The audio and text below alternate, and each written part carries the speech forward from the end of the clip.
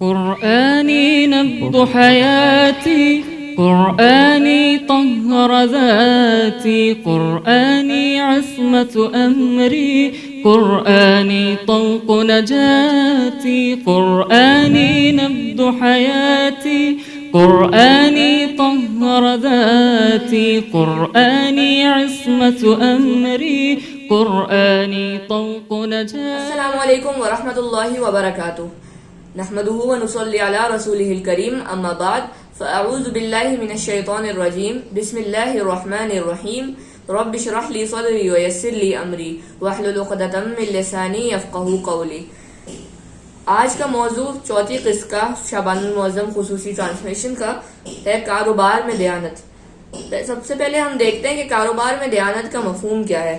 کاروبار میں دیانت سے مراد ہے کہ کاروبار میں سچائی اور ایمانداری کا خیال رکھا جائے، ہر چیز خالص دی جائے، چیز میں کوئی ملاوٹ نہ ہو، چیز ہر قسم کی ملاوٹ سے پاک ہو، اور چیز کو ناپ تول کر اور ٹھیک بالکل وزن کے ساتھ دیا جائے، یعنی ناپ تول میں بھی اس کی کوئی کمی نہ کی جائے. اس کے علاوہ کسی دھوکہ دہی سے کام نہ لیا جائے، چاہے وہ ناپ تول میں ہو، چاہے وہ چیز کے اجزاء میں ہو، یعنی کوئی ایسی ملاوٹ نہ ہو اس میں جو کہ مضر صحت ہو اگر کھانے کی اشیاء ہے، یا کوئی ایسی ملاوٹ نہ ہو اس میں جیسے اگر جولری ہے، جیسے زیورات ہیں تو اس میں جو ہے وہ اگر سونے کی خریداری ہو رہی ہے تو اس میں خالی سونا ہی ہو اور کوئی اس میں ملاوٹ نہ کی گئی ہو. کاروبار میں دیانت کی اہمیت. اللہ تعالیٰ کا یہ احسان ہے کہ جہاں اللہ تعالیٰ نے قرآن مجید کو نازل فرمایا، اور وہیں اللہ تعالیٰ نے اپنے پیغمبر حضرت محمد مصطفیٰ صلی اللہ علیہ وآلہ وسلم کے ذریعے کاروبار میں سب موضوعات سمیت کاروبار میں دیانت کے بارے میں بھی رہنمائی فرمائی انسانوں کی. حضور اکرم صلی اللہ علیہ وآلہ وسلم کے بہت سے ارشادات ہیں، بہت سی احادیث قدسیاں ہیں جن سے یہ معلوم ہوتا ہے کہ کاروبار میں دیانت ہی انسان کی ترقی کا سبب بن سکتی ہے. اور اس کا ثبوت یہ ہے کہ آج کل جتنی بھی ترقی نظر آ رہی ہے دنیا میں وہ صرف کاروبار ہی کی وجہ سے ہے. اس وجہ سے کہ کاروبار نہ ہو تو پیسے کمانے کا ذریعہ کوئی نہیں ہوگا. کاروبار چاہے جیسا بھی ہو ایمانداری پر مبنی ہونا چاہیے، حلال ہونا چاہیے.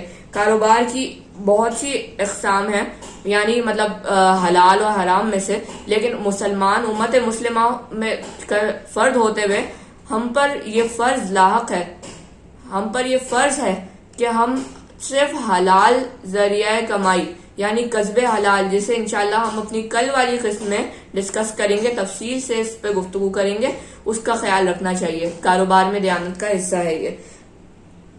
اسی وجہ سے حضور اکرم صلی اللہ علیہ وآلہ وسلم کا ارشاد ہے التاجر الصدوق الامین مع النبیین والصدیقین والشہداء. اس کا ترجمہ ہے کہ سچا اور دیانتدار تاجر قیامت کے دن انبیاء، صدیقین اور شہداء کے ساتھ ہوگا. یعنی کہ جن لوگوں سے اللہ راضی ہوا، یعنی پیغمبر علیہ السلام، صحابہ کرام رضی اللہ عنہم، اور شہداء جو کہ تمام غزوات میں جنہوں نے شرکت کی اور وہ شہید ہوئے، جنہیں ہمیشہ زندہ رہنے کا اللہ تعالیٰ نے رتبہ دیا ہے شہداء کو. تو کاروبار میں دیانت کا فائدہ یہ ہے کہ انسان صحابہ کرام رضی اللہ عنہم، شہداء، انبیاء علیہ السلام، ان سب کے ساتھ ہوگا قیامت کے دن. اتنا بڑا رتبہ ایک دیانتدار ایماندار تاجر کو نصیب ہوگا. کاروبار میں بددیانتی اور اس کی سزا. کاروبار میں بددیانتی ہے کیا؟ کاروبار میں بددیانتی کو جاننے کے لیے ہمیں اس کی کل 3 صورتوں سے واقف ہونا پڑے گا. جس میں پہلی صورت ہے کاروباری آدمی کسی جنس کا ڈھیر اس طرح سے لگائے کہ اوپر اچھا مال رکھے اور نیچے ناقص. یعنی کہ ہم نے پھل والوں کے ٹھیلوں پر بھی ریڈیو پہ بہت دفعہ دیکھا ہوگا کہ جو اچھا والا سامان ہوتا ہے، یعنی اچھے پھل ہوتے ہیں، انہیں اوپر لگاتے ہیں جیسے ڈسپلے میں دکھانے کے لیے دنیا کو، جو خریداروں کو، گاہکوں کو، کہ ہمارے پاس اتنا زبردست عمدہ تازہ پھل ہے ہمارے پاس. لیکن جب خریداری کی بات آتی ہے تو چھپا کر اور اس میں سے جو ناقص پھل ہوتے ہیں جو کہ انہوں نے نیچے چھپا کے رکھے ہوئے ہوتے ہیں وہ دیتے ہیں. تو یہ اس کی بہت بڑی مثال ہے، جیتی جاگتی مثال ہے. تو یہ پہلی صورت ہے بددیانتی کی کاروبار میں. دوسری ہے کہ مال میں ملاوٹ کی جائے یا قیمت اعلیٰ مال کی لے اور مال گھٹیا دے. دوسری ہے کہ مال میں ملاوٹ کی جائے، قیمت اعلیٰ مال کی لے اور مال گھٹیا دے یا ناپ تول میں کمی بیشی کرے.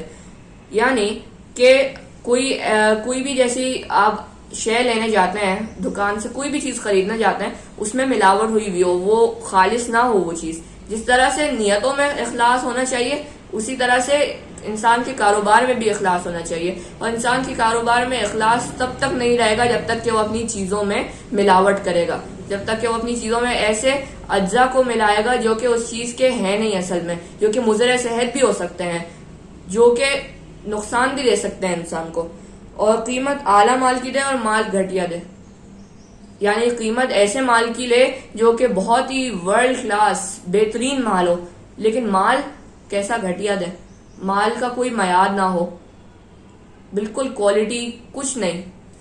اور اس میں ہے یا ناپ تول میں کمی بیشی کرے، یعنی کہ یہ بھی پھل اور سبزی کے ریڑیوں پہ اور جہاں بھی ہم خریداری کرنے جائیں جہاں سے ہمیں پھل سبزی اور ایسی اشیاء جن میں وزن کا بہت کام ہوتا ہے، تو ان میں یہ ہوتا ہے کہ لوگ اکثر جو ہے وہ ناپنے کے لیے یا تولنے کے لیے اپنا جو ترازو ہوتا ہے اسے ٹھیک نہیں رکھتے، اسے سیدھا نہیں رکھتے. تو یہ بھی بہت بڑی گناہ کی بات ہے اور یہ دوسری صورت میں بھی شامل ہے.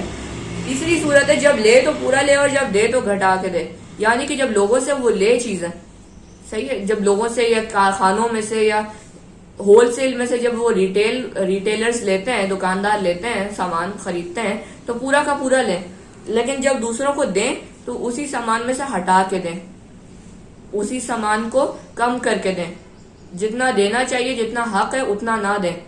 یہ ہے تیسری صورت کاروبار میں بددیانتی کی. قرآن مجید میں بھی اس بددیانتی کی بہت جو ہے نا وہ مذمت کی گئی ہے اور اس سے روکا گیا ہے، ترازو ٹھیک رکھنے کا حکم دیا گیا ہے اور اللہ تعالیٰ کے عذاب کا مستحق اس شخص کو قرار دیا گیا ہے جو کاروبار میں بددیانتی سے کام لے. ارشاد باری تعالیٰ ہے، بسم اللہ الرحمن الرحیم، ویل للمطففین الذین اذا اکتالوا علی الناس یستوفون وَإِذَا كَالُوهُمْ أَوْ وَزَنُوهُمْ يُخْسِرُونَ. سورہ المطففین جو اما پارہ میں ایک سورت ہے، سورہ المطففین آیت نمبر 1 سے 3. اور اس کا ترجمہ ہے ناپ اور تول میں کمی کرنے والوں کے لیے خرابی ہے، جو لوگوں سے ناپ کر لیں تو پورا لیں اور جب ان کو ناپ کر یا تول کر دیں تو کم دیں. یعنی کہ ہم نے وہی تیسری جو صورت ہے ہم نے اس میں دیکھا کہ خاص طور سے کہ جو لوگ دوسروں سے لے تو پورا لیں لیکن دوسروں کو دیں تو کم دیں، حق نہ دیں، تو ان کے لیے. اور جو ناپ تول میں کمی کریں، جو کہ اپنا ترازو سیدھا نہ رکھیں، جو کہ ناپ کر اور تول کر کم دے، اتنا جتنے کی بات ہوئی ہو یا جتنے میں راضی ہوا ہو گاہک اس سے کم دے، ان کے لیے سخت عذاب ہے. اللہ تعالیٰ نے قرآن مجید میں ہی فرما دیا ہے، اللہ تعالیٰ نے قرآن مجید میں اس بات کو کنفرم کر دیا ہے کہ چاہے کچھ بھی ہو جائے، جو بددیانت تاجر ہے یا بددیانت کاروباری آدمی ہے وہ کبھی جو ہے وہ اللہ تعالیٰ کے عذاب سے بچ نہیں سکتا. حضور اکرم صلی اللہ علیہ وآلہ وسلم نے بھی اس بارے میں ایک ارشاد فرمایا کہ جو شخص کاروبار میں دھوکہ دہی سے کام لیتا ہے وہ ہم میں سے نہیں. یہ کتنی بڑی سزا والی بات ہے ایک مسلمان کے لیے، خاص طور سے کہ جو شخص یا جو تاجر کاروبار میں بددیانتی کرتا ہے اسے مسلمانوں کی جماعت سے ہی حضور اکرم صلی اللہ علیہ وآلہ وسلم نے خارج کر دیا، اسے قرار دے دیا، یہ مطلب اسے قرار دے دیا کہ وہ مسلمانوں کی جماعت میں سے ہی نہیں ہے. واللہ یہ کتنی ڈراؤنی بات ہے، یہ کتنے سزا والی بات ہے. اس سے ہر ایک کو ڈرنا چاہیے کہ وہ کبھی بھی مسلمانوں کی جماعت سے خارج نہ کر دیا جائے. دیانتداری، کاروبار میں دیانتداری کے فوائد، جو کہ آخری چیز ہے جس پہ ہم نے روشنی ڈالنی ہے. کاروبار باہمی اعتماد پر چلتا ہے.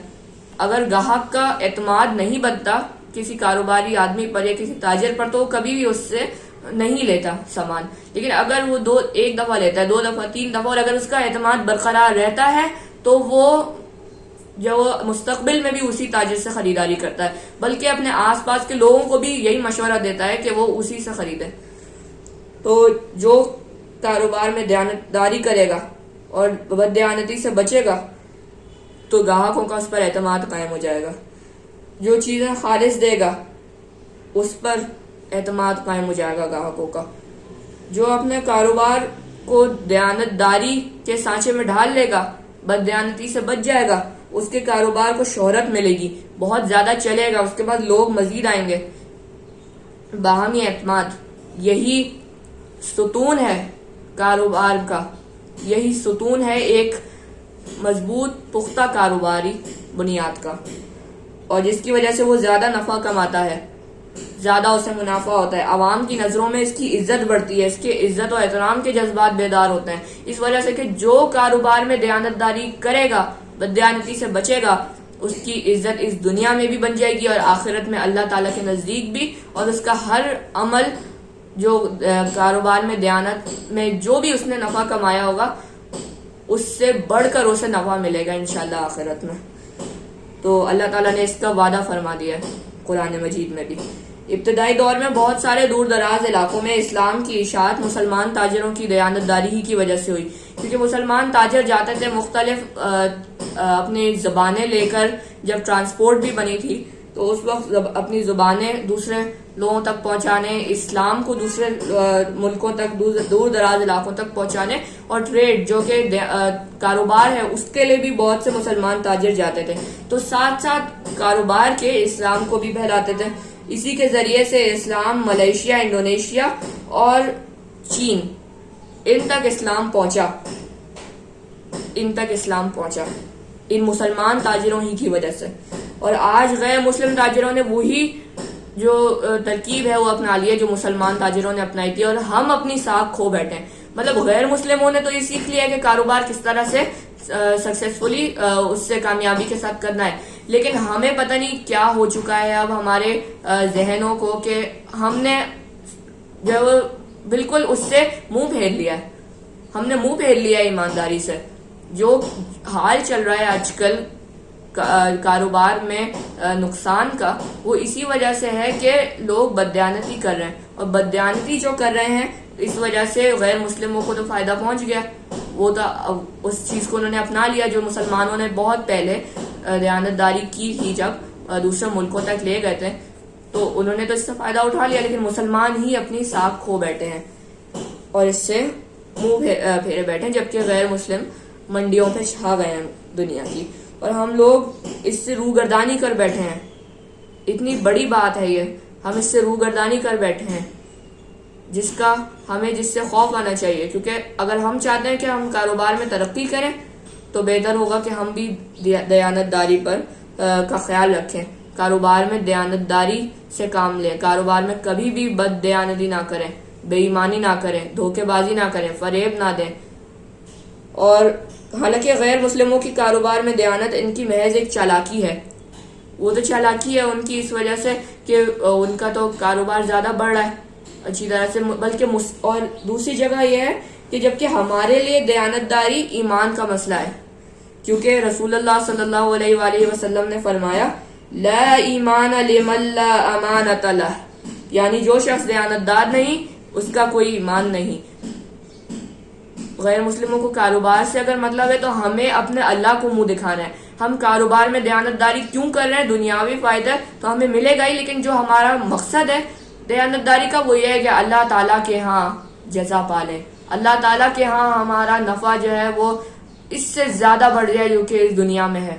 یہ ہے ہمارا مقصد. اور اگر ہم اس مقصد سے ہی روگردانی کر بیٹھیں گے تو خدا نخواستہ ہمارا کاروبار کیا اللہ تعالیٰ کے ہاں بھی ہمارا جو یہ فرمان تھا کہ سچا دیانتدار تاجر انبیاء علیہ السلام، صدیقین اور شہداء کے ساتھ ہوگا، ہمیں وہ اعزاز نہ مل سکے گا اگر ہم بددیانتی کریں گے کاروبار میں.